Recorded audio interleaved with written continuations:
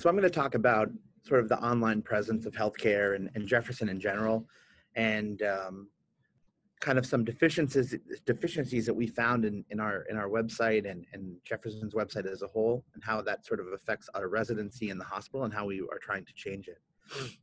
So I did this with the help of Dr. Sharon. So, as we know, Jefferson's been expanding pretty rapidly. Certainly, there's been a ton of big business opportunities. We've had more patients than ever before. Hahnemann closed, getting a ton more business through the ED. And, now there's still so many different healthcare providers in Philadelphia. We wanted to figure out how to make our website and our web presence better to help people choose Jefferson. What about our internet presence attracts people to Jefferson? Really, our website really is the medium where people can reach out to see what we're doing, services offered, different technologies that we're using, information about our surgeons themselves, about our residencies. And it's accessible all over the world, especially in the light of COVID and everything moving to a more internet-based approach.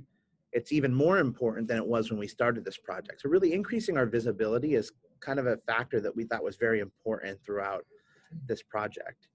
So if you think about things historically, like how has information been transferred or transmitted to people? You look in the 80s and historically people read the newspaper.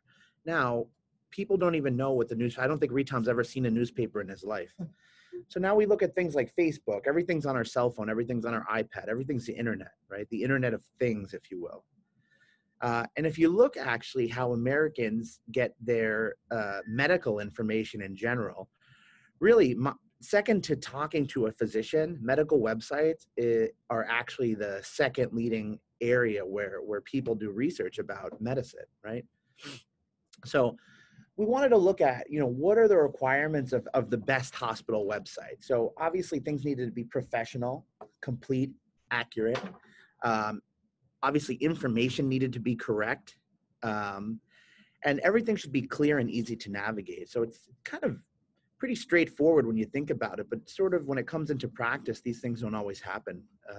So what are the problems that we saw with the website, right? So a lot of the website's great, but a lot of things are not. So number one, it's biggest thing that we noticed was our website, and I say ours as in Jefferson in general, and then also our neurosurgery subsite, is literally riddled with inaccurate information. The search results are poor. There's discontinuity between all the different departmental websites. So if you go to the neurosurgery website, the information you can get there versus logging on to the medicine website is completely different. There's no information about residents and residencies and a lot of the thing. Just a lot of really missed opportunities that we can do better and really attract better people to our institution.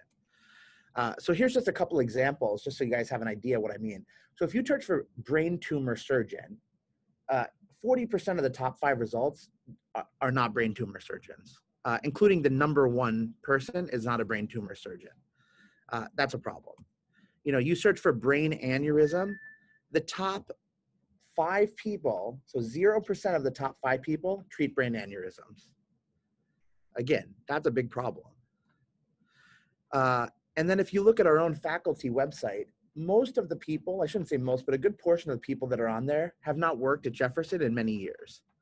Barack Bar, I think, left when I was an intern, 6 years ago. So this was a lot of missed opportunities that we found we could do better. We could make our website better. We could make our presence better. We certainly did a literature review. So we looked at a lot of these papers and found out that, for example, this analysis looked at almost 2,000 hospitals and really showed that patient satisfaction scores are intimately connected to hospital website quality. So the potential for web-based information influences patients to make decisions. And that's very important. So then we thought, okay, well, the website in general needs work. What about residency? So we know that particularly now, again, this is even more important now in light of COVID, that the website that we have and looking at our residency subsite, this is super important for medical students to get information about our residency, to get a feel for what we're about here. It's really the face of Jefferson Neurosurgery. It's the only really accessible way in light of everything that's going on for people to get specifics, as they can't even rotate with us anymore. And again, just another study showing that, this was just looking at gastroenterology. It's not really any neurosurgery specific website studies, but this just looked at gastroenterology fellowships and essentially showed that a better website attracted better, more qualified applicants, right? And that's what we want to achieve.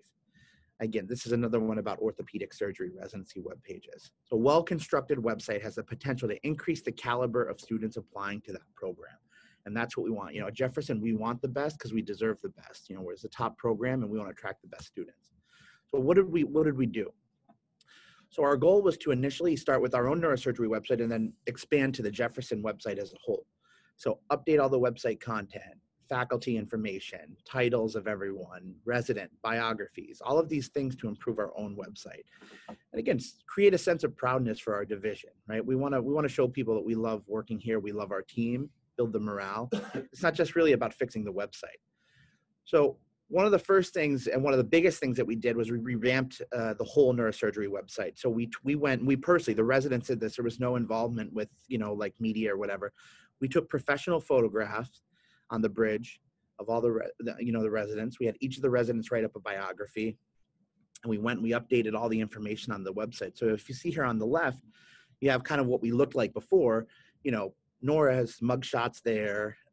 Christian looks like he was about 15. Donald doesn't know where he is. And then we kind of made everything standardized, right? So now everybody has a nice picture, everybody's smiling.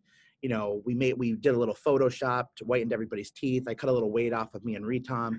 So things look a little bit more professional.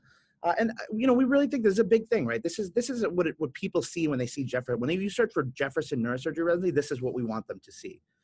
And you know, the other thing that we did that I just didn't put a slide on, I don't want to be, on top of all this, we did a Jefferson newsletter, again, completely written and published by the residents, sent out to all the alumni to kind of give them up to date of what are we doing? You know, what's happening with Jefferson?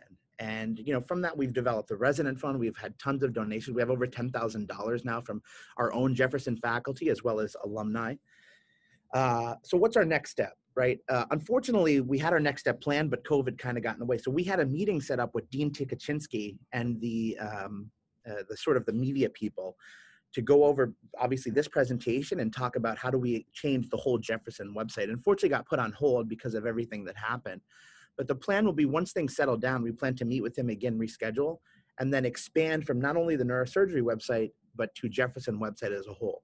I personally spoke with some of the department chairs that are not just Ash, but some other, or not just Dr. Rosenwasser, but some of the other departments like medicine, where our next plan is also to really standardize the residency websites so that every website looks the same or similar and gives similar amounts of correct information.